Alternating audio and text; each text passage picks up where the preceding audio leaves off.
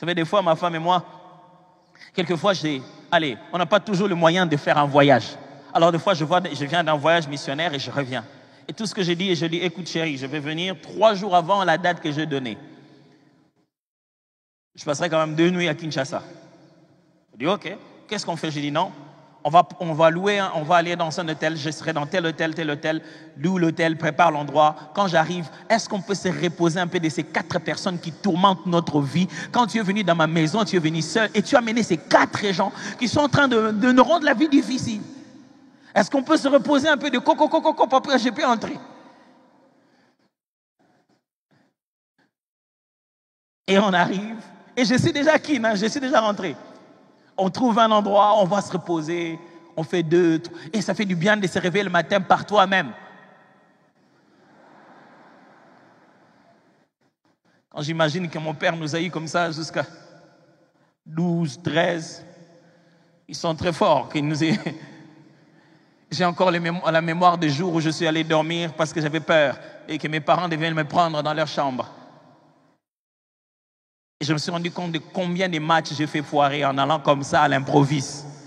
Bon, vous n'avez pas compris ce que quoi je parle, mais c'est pas grave.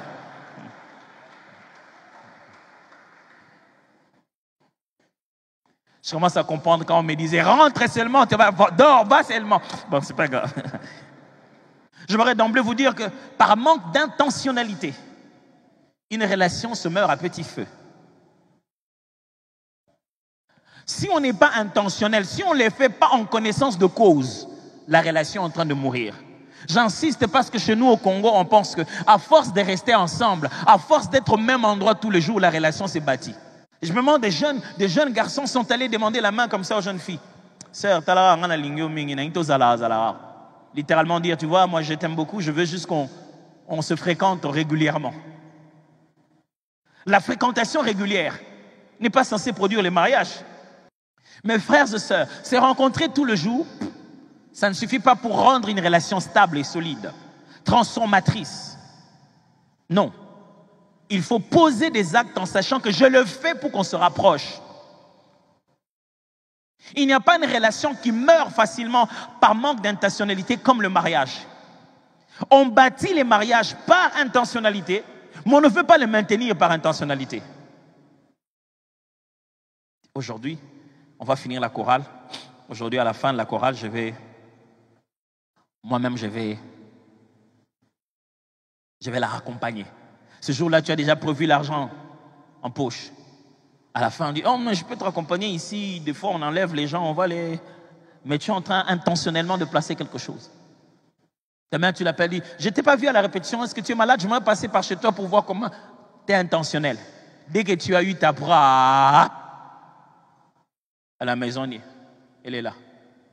Et depuis que je suis à la maison, on ne sort même pas. On ne va pas au restaurant pour manger. On va au restaurant pour changer de climat, être à un nouvel endroit, reposer celle qui prépare tout le jour. Et l'honorer en lui disant, cette fois-ci, tout est à ton service. Et on bâtit. Vous allez vous dire des choses dans cet endroit que vous ne vous dites jamais. Frère, vous êtes devenus amis comment? Vous voulez continuer à devenir amis? Vous devez devenir intentionnel. Vous savez, l'intentionnalité est le critère de la maturité. L'instinctivité est le critère de l'immaturité. Quand vous êtes enfant, vous voulez que les choses se fassent instinctivement de soi-même. Quand vous grandissez, vous commencez à le faire consciemment. Quand votre relation est encore petite, vous ne savez même pas comment vous en êtes arrivé à là. Mais quand vous commencez à grandir, vous êtes obligé de commencer à savoir qu'est-ce qu'on fait pour qu'on maintienne cette relation-là. Il n'y a rien qui peut mieux améliorer cette relation que de parler pendant qu'il mange, intentionnellement. Pas juste poser la question générique de comment s'est passée la journée. La réponse des hommes à cette question, c'est la réponse la plus rapide du monde et la plus courte. Bien. Et les femmes s'attendent qu'on dise beaucoup de choses.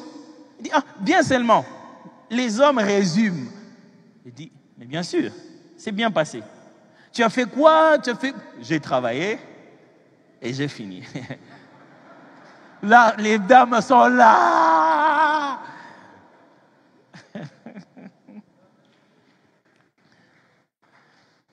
On entend un mari qui dit à sa femme, tu entends, même les pasteurs répondent comme moi, même les pasteurs lui-même.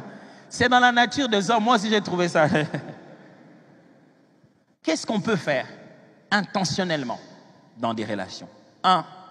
Louer et encourager les qualités de l'autre. Frère, vous ne pouvez pas durer dans une relation à force de critiquer. Si vous voulez être dans une relation, ne parlez pas du bien de lui quand il est absent.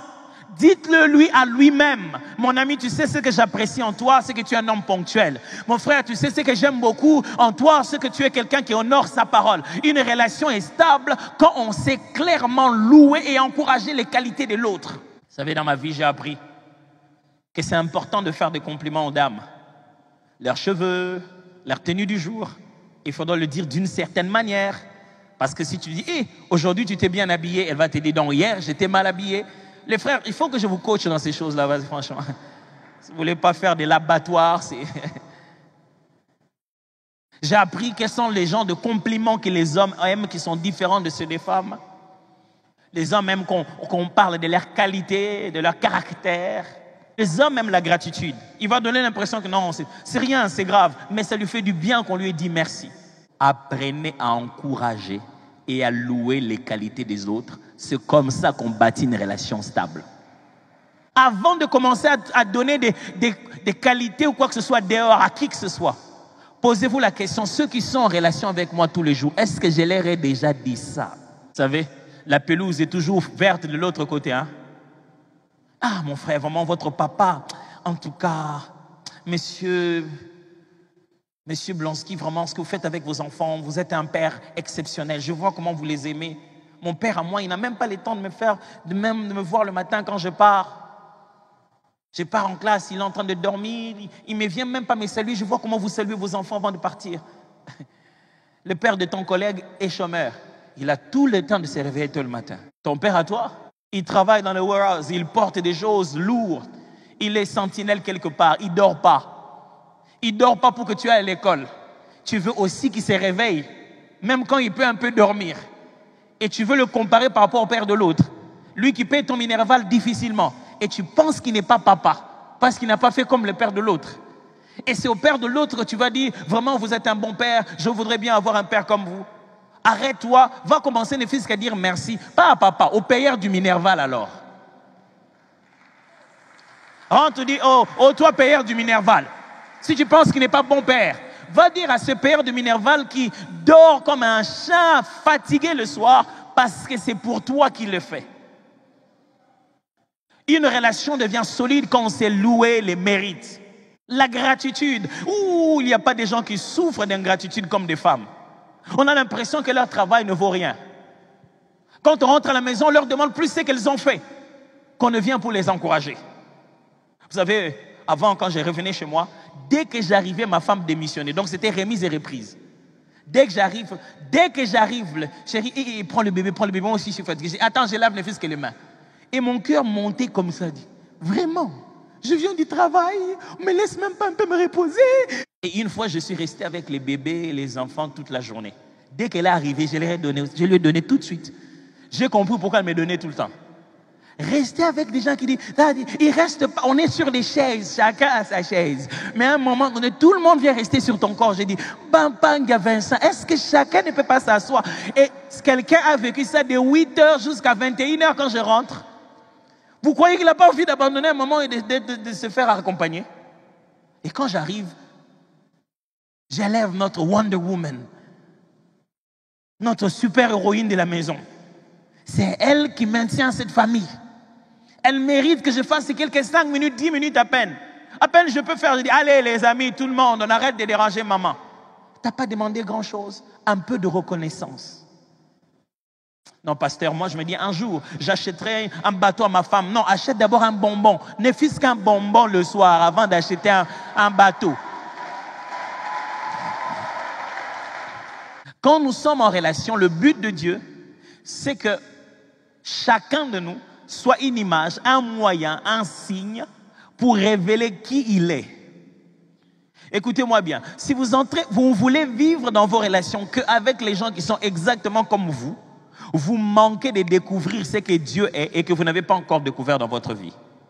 Dieu met les êtres humains en relation pour que chacun de nous soit une image qui représente sa personne. À toi seul, tu ne représentes pas tous les attributs de Dieu.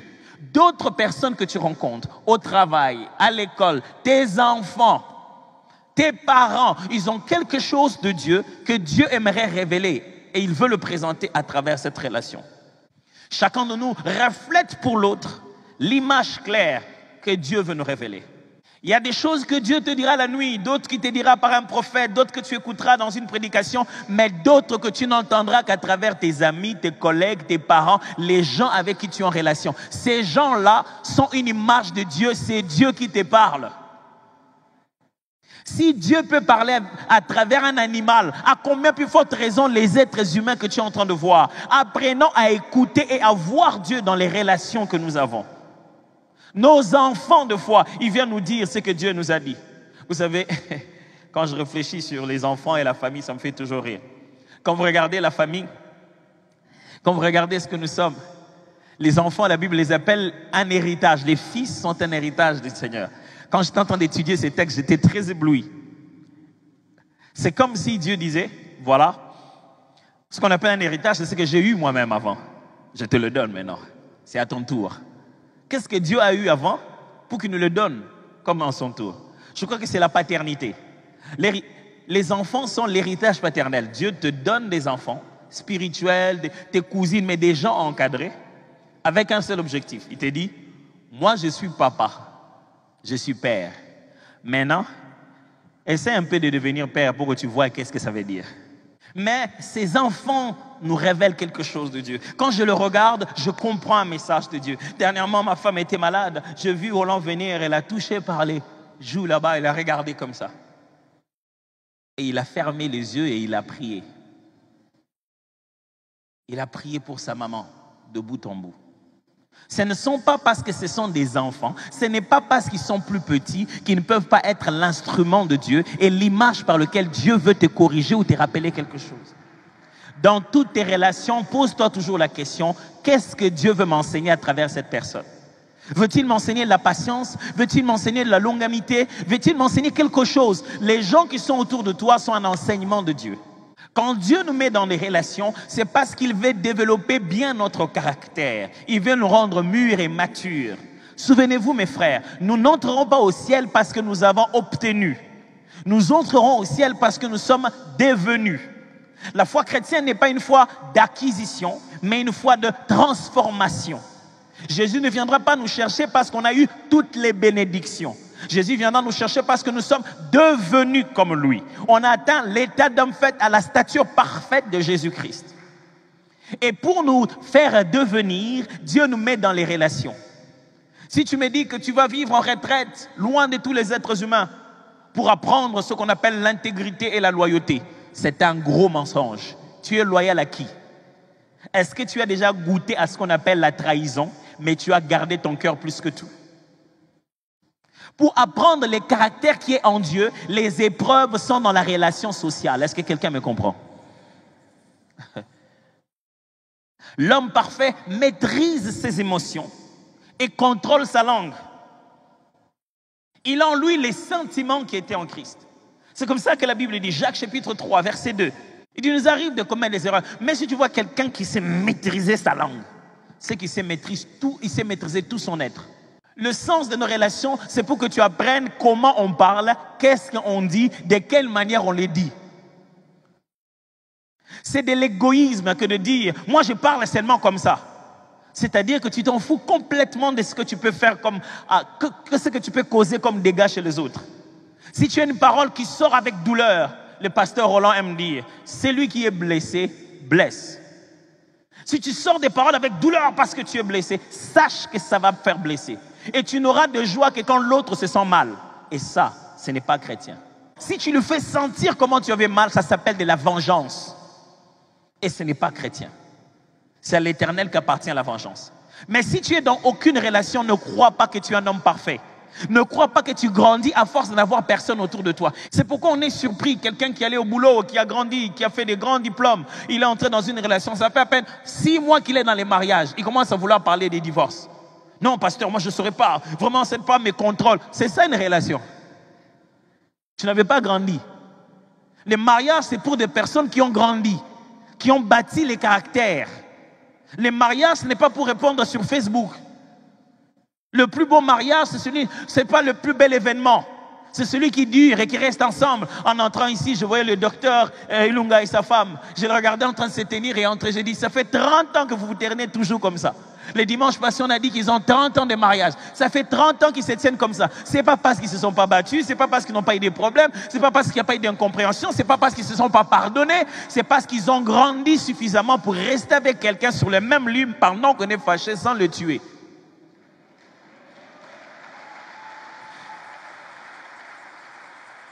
Les relations de Facebook sont fausses. Les doigts des j'aime là, ce n'est pas ça. Ce n'est pas ça qui bâtit les caractères, frères. Ayez des contacts réels avec des êtres humains et la responsabilité d'appeler, d'avoir dit à quelqu'un je t'appellerai et tu n'as pas appelé. Et il t'appelle pour te rappeler que tu n'as pas appelé. Arrêtez d'avoir des relations fictives. Ayez des vraies relations avec des gens, ça va vous faire mûrir. Frère, si Dieu avait fait sur la terre que toi, on serait dans un film de Matrix. Il y aurait toi partout. Imagine-toi que tu t'énerves. C'est-à-dire le monde entier s'est énervé. Le monde n'est pas fait que de toi. Même la personne que tu épouses, ce n'est pas toi. Des fois, on oublie. Je dis, mais toi-même, tu ne pouvais pas penser faire ceci. Non, ça c'est toi qui as pensé. Ce n'est pas synchronisé que quand toi tu penses, lui aussi il pense. Il est différent, il a aussi ses propres pensées. La différence est une belle chose que Dieu aimerait nous montrer, pour nous montrer qu'il a plusieurs facettes. Et les relations humaines sont l'occasion pour Dieu de vous faire apprendre la différence.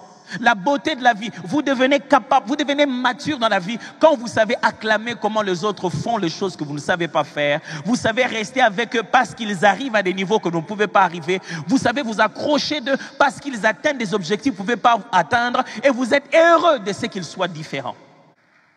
Est-ce que vous savez supporter la différence? Le sens des relations humaines, c'est de supporter la différence. Sachez-le, si l'autre est différent de toi, c'est que toi aussi tu es différent de lui. Si lui il t'énerve, c'est que toi aussi tu l'énerves beaucoup. Mais les relations humaines, Dieu les a placées pour que nous puissions apprécier la différence. Dieu veut que chaque relation saine devienne le lieu de naissance de nouvelles relations. Dieu met des personnes ensemble. S'ils commencent à apprécier la différence, à grandir ensemble, à mûrir, ça devient un bon cadre pour faire naître de nouvelles relations. Le genre de relation mature que vous avez avec vous deux, Dieu ne veut pas que vous restiez seuls. Il veut que petit à petit vous multipliez, vous appreniez à d'autres personnes comment devenir comme ça. C'est vrai que l'exemple facile, c'est le fait que Dieu met deux personnes, ils se marient. Les enfants naissent dans cette relation-là. Ils prennent en charge des enfants, ils adoptent des enfants. C'est pour que cette relation saine puisse commencer à être le cadre par lequel on multiplie la race. Dieu veut que ça soit de la même qualité qui se perpétue. Il regarde la qualité de votre relation, il veut la reproduire plusieurs fois. Les relations sont donc le cadre où Dieu vient s'aimer quelque chose pour que ça puisse se reproduire. Vous savez, le Fils de Dieu n'avait pas besoin d'un père qui ne l'a même pas conçu. Jésus aurait pu se débarrasser de Joseph. En fin de compte, il n'y avait que la Vierge qui devait être enceinte. On n'avait pas besoin d'un monsieur. Dans le plan, l'égard, il était pour rien. Mais Christ ne peut pas naître dans une relation déséquilibrée. Il doit naître dans un couple et bénéficier de tout l'amour d'un père et d'une mère.